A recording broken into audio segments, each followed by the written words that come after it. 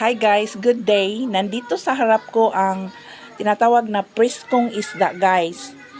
Makikita mo dito na kapag pinindot mo ang kanyang kalamnan, siya ay elastic or firm.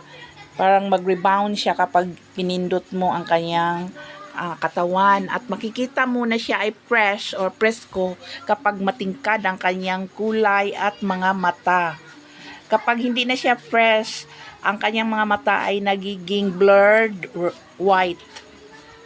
At kung presko naman ang kanyang hasang, siya ay red. Red ang kulay kapag presko, at kapag hindi na siya fresh, siya ay para rin magiging dirty white. So, yan ang kaibahan, at napakasarap ng fresh fish na lalo na